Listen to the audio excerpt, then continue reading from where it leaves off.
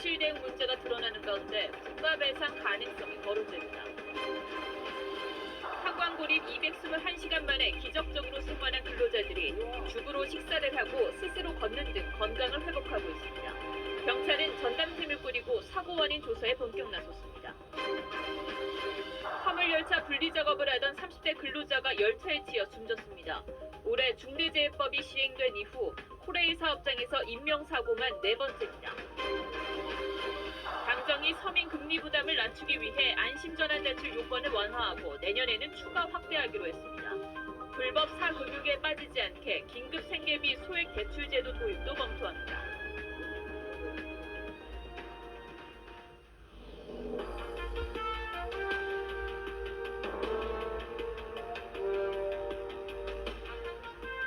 시청자 여러분 안녕하십니까. 뉴스7의 김명우입니다.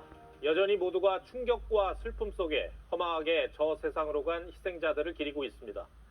아울러 서울시내 한복판에서 발생한 믿기지 않는 참사에 우리 사회의 안전의식과 국가 안전체계에 대해서도 다시금 돌아보게 됩니다.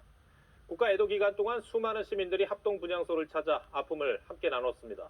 정부가 정한 국가 애도 기간은 어제 끝났습니다만 추모객들의 발길은 끊이지 않고 있습니다. 이태원에 나와 있는 취재기자 연결합니다. 전정원 기자, 오늘도 추모객이 많았습니까? 네, 어제 자정을 기해 국가 애도 기간은 끝이 났지만 이곳 이태원역 앞은 거리가 조화로 가득 찰 만큼 추모객들의 발길이 이어졌습니다. 쌀쌀한 날씨에도 이태원역을 찾은 시민들은 끝까지 잊지 않겠다, 다시 이런 일이 없길 바란다 등 쪽지를 남기면서 참사 희생자들을 애도했습니다.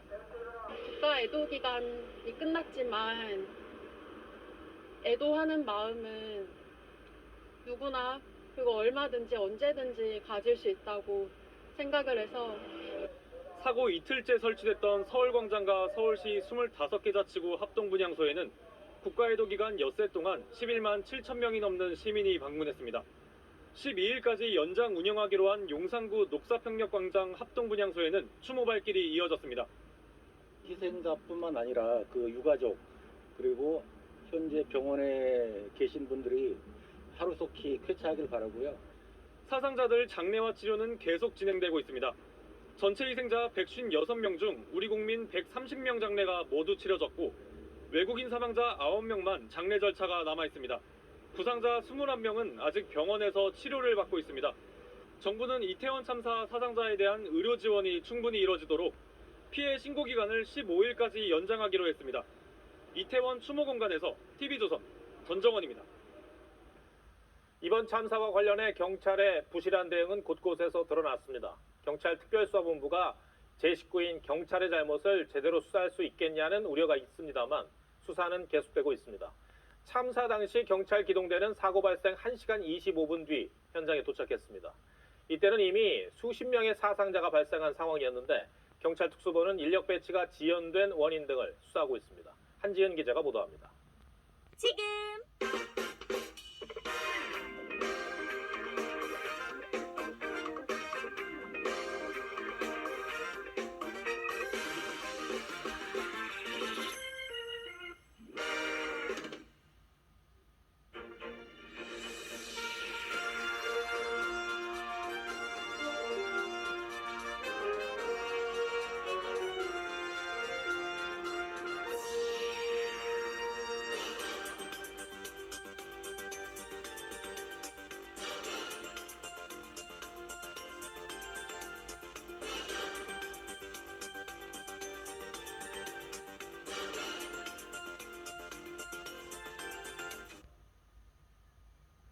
여러분 안녕하십니까? 12구 참사 당시 첫 번째 119 신고 시각으로 알려진 밤 10시 15분보다 먼저 걸려왔던 신고 전화의 구체적인 시점과 내용이 공개됐습니다. 3분이 더 앞서는 10시 12분에 숨이 막힌다는 신고가 들어왔던 건데요. 하지만 이 전화는 잘 들리지 않는다는 이유로 끊김으로 종결 처리됐던 것으로 확인됐습니다. 급박했던 당시 신고 상황을 정상빈 기자가 정리했습니다.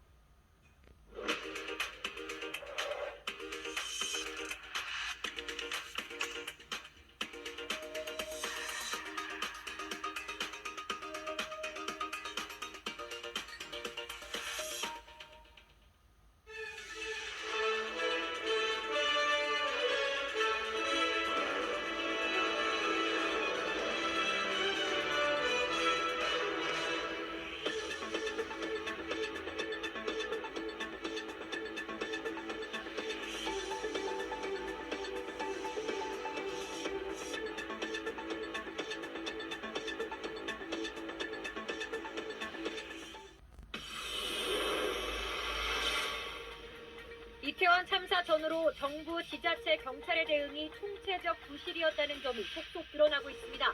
참사 발생 85분이 지나서야 첫 경찰 기동대가 현장에 도착했고 지자체는 참사 직후 소방의 통보를 받고도 적절한 조치를 하지 못했습니다. 경북 봉화 아연광산 매몰 사고로 221시간 만에 구조된 광부 2명이 순조롭게 건강을 회복 중입니다. 내일 현장 감식이 열리는 등 사고 원인과 문제점을 가리기 위한 경찰 수사도 본격 시작했습니다. 경기도 의왕시 오봉역에서 어젯밤 화물열차 연결분리 작업 도중 사고가 나 코레일 소속 노동자 1명이 숨지고 1명이 다쳤습니다. 올해만 4번째 코레일 노동자 사망 사고입니다. 해상자위대 창설 70주년을 기념한 일본의 국제 관함식이 오늘 열렸습니다. 우길기 논란 속에 우리 해군도 7년 만에 참가했습니다.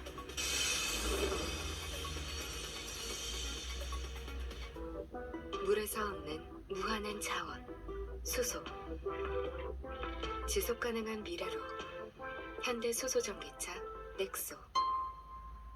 여러분 안녕하십니까. 국가 애도 기간은 끝났어도 애도는 계속됐습니다. 참사에 대한 냉정한 분석도 이어지고 있습니다.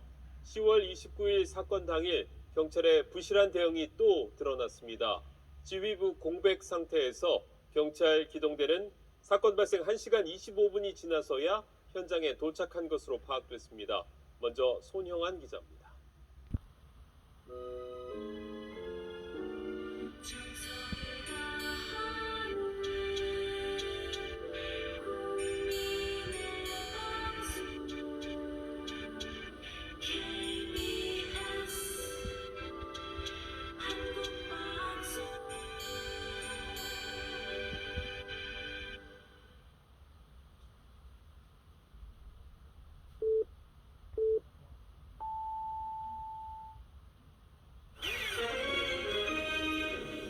이태원 참사 당일 현장에 배치된 마약 단속 형사들 중 일부가 인파를 분산하는 업무를 맡았지만 적절한 후속 조치는 없었습니다.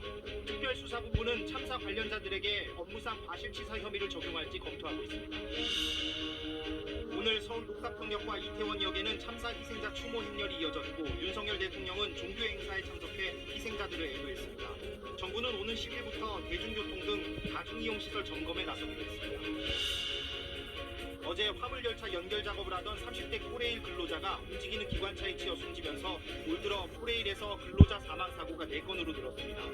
코레일 경영진은 안전대책 마련을 강조했지만 사고는 반복되고 있습니다.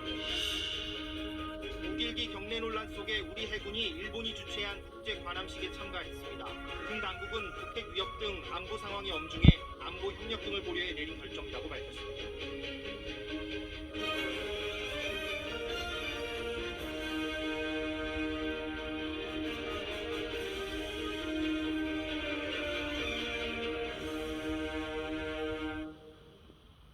네, 여러분 안녕하십니까. 이태원 참사 희생자들을 기리는 국가 애도 기간은 어제로 마무리가 됐지만 시민들의 추모는 이어지고 있습니다.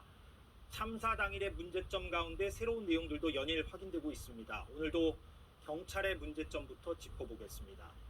참사 당일 이태원에는 마약 단속 형사들이 50명 배치됐습니다. 경찰이 안전관리보다는 마약 적발에 초점을 맞췄기 때문입니다. 그런데 참사가 일어나기 40분 전에 마약 단속을 하던 형사들 가운데 한 개 팀이 몰린 인파를 분산하는 업무로 전환됐습니다. 경찰도 이대로 가다가는 사고가 날 수도 있다는 것을 인지했던 겁니다. 그러나 여기에서 그쳤고 잇따른 후속 조치가 사실상 없었습니다. 이호준 기자가 취재했습니다. 네, 9시 뉴스 여기서 마치겠습니다. 함께해 주신 여러분 고맙습니다.